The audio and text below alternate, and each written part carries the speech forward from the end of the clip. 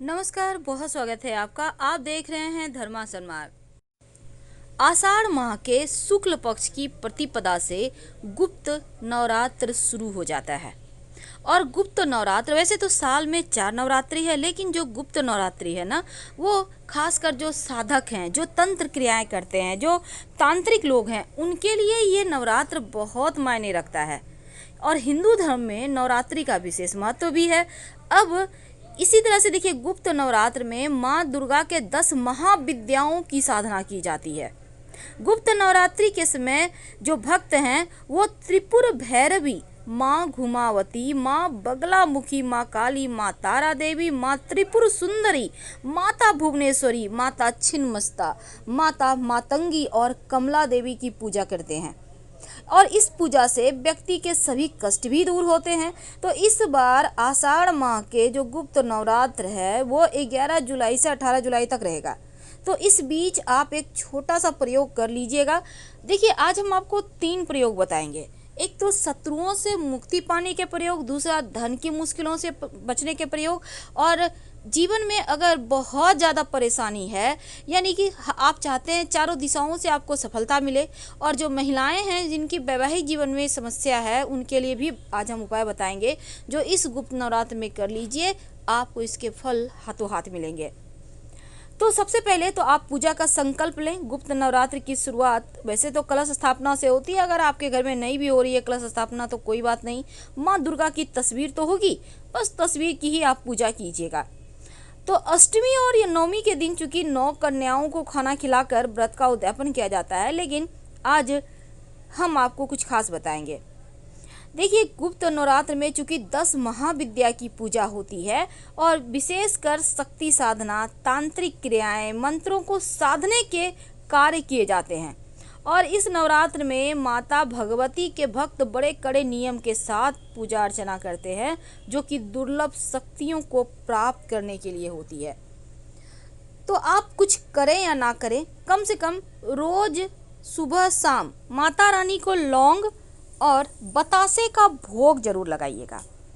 याद रखिए, लौंग और बतासे का भोग जरूर लगाइएगा। ये लौंग बतासा माता रानी को संतुष्टि भी देता है और आपके जीवन के सारे कष्टों को भी मिटाता है। प्रसाद के रूप में खाइएगा पूरे परिवार के साथ। माता रानी को गुलाब की पंखुड़ी या फिर कमल का पुष्प या अपराजिता का पुष्प, जो भी आपके पास हो, उन्हें अर्पित करें। आज हम आपको छोटे छोटे प्रयोग बताएंगे। तो देखिए, सबसे पहली बात, माता रानी भक्तों के, क्योंकि इस बार का जो आषाढ़ मास की गुप्त नवरात्र होता है वो व्यक्ति के, क्योंकि यहाँ पर तांत्रिक लोग ज़्यादा तंत्र क्रियाएं करते हैं। क्यों? क्योंकि इस नवरात्र की महिमा बहुत ज़्यादा है, ये आम लोगों के लिए नहीं है। अगर आप चाहते हैं कि माता रानी की कृपा हो तो उनका खूब मंत्र जप कीजिए, आपके भी वाणी में शक्ति आ जाएगी, आप जो बोलेंगे वो सच होगा। तो माता रानी को लौंग बहुत पसंद है। आप रोज 2 लौंग अर्पित करें माता रानी को, और अगले दिन प्रसाद के रूप में खाइए, फिर अगले दिन अर्पित करें, फिर अगले दिन उठा लें। यह प्रक्रिया आप लाइफ टाइम कीजिए, आपके शत्रु विरोधी कभी आपको परेशान नहीं करेंगे। और अगर 27 लौंग लेकर या 108 लौंग, आपके पास जो भी सुविधा है, लेकिन लौंग फूल वाली लीजिएगा, टूटा फूटा हुआ मत लीजिएगा। लौंग लेकर इसको लाल धागे की सहायता से बांध कर माला बना लें।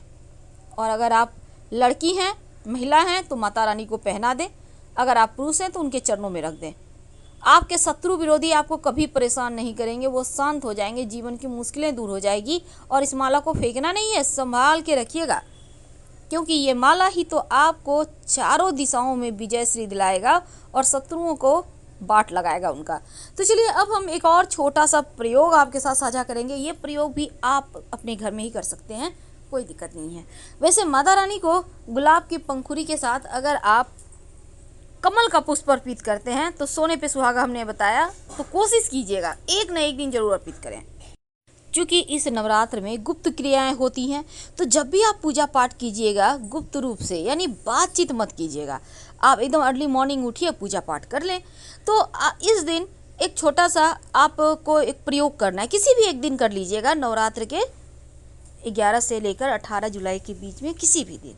जीवन की हर मुश्किलों से बाहर निकल जाइएगा। जो भी आपके जीवन में परेशानी है वो माता रानी से कह दें बस।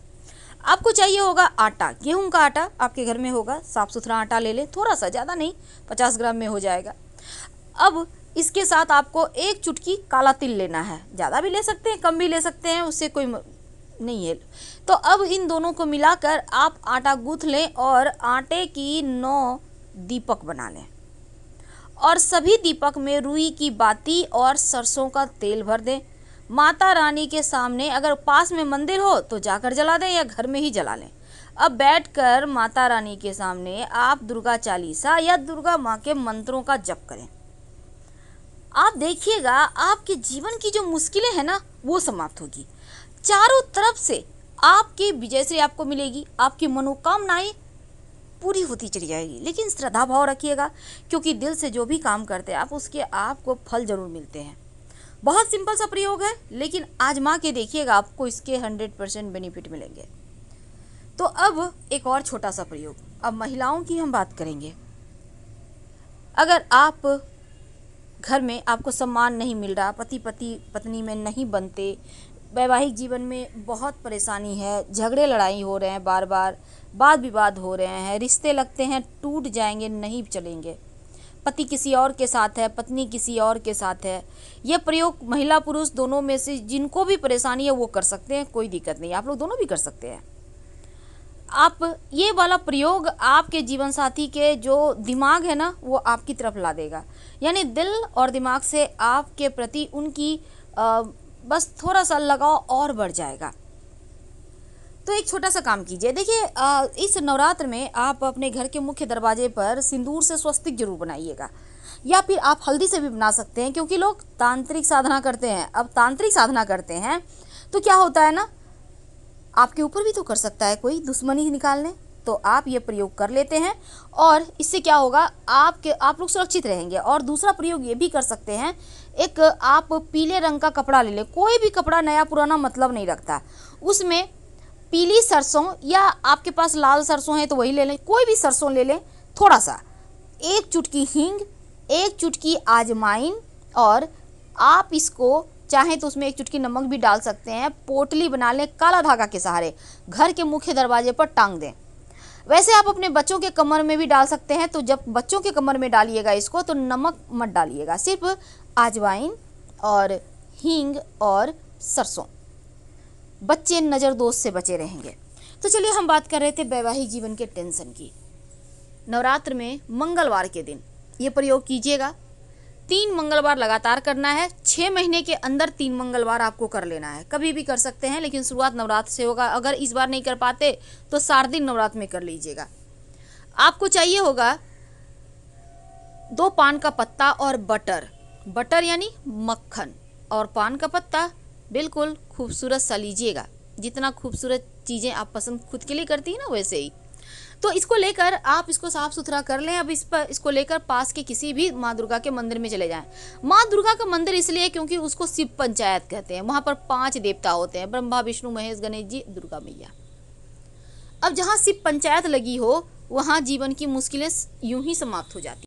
तो आप पान के पत्ते को धोकर साफ करके उसका डंठल हटा लें, दोनों ही पत्ते का, पास के मंदिर में चले जाए जहाँ माँ दुर्गा का मंदिर है, या माँ दुर्गा का जहाँ पर स्थापित होती हैं, बहुत जगह मूर्ति नहीं होती लेकिन वहाँ पर माँ दुर्गा का मान के पूजा होती है, वहीं पर आप चले जाइए। अब वहाँ पर एक पान का पत्ता पर थोड़ा सा मक्खन, जिसको हम बटर कहते हैं, लेकर माता रानी के सामने रख दें, और दूसरा पान का पत्ता पर भी आप थोड़ा सा बटर, जिसको मक्खन कहते हैं, लेकर माता रानी के मूर्ति के पीछे रख दें, या फिर मंदिर के पीछे अगर जगह है तो जाकर रख दें। माता रानी से अपने दिल की बात करें, बस ये समझ कर करें कि वो आपकी माँ है। माँ से भी लोग नहीं बताते कोई भी बात, माँ से भी छिपा लेते हैं क्योंकि माँ को दुख ना हो, पर माता रानी को जरूर बताइए, वो आपके दुख को दूर कर देगी। हम आपसे विदा लेते हैं।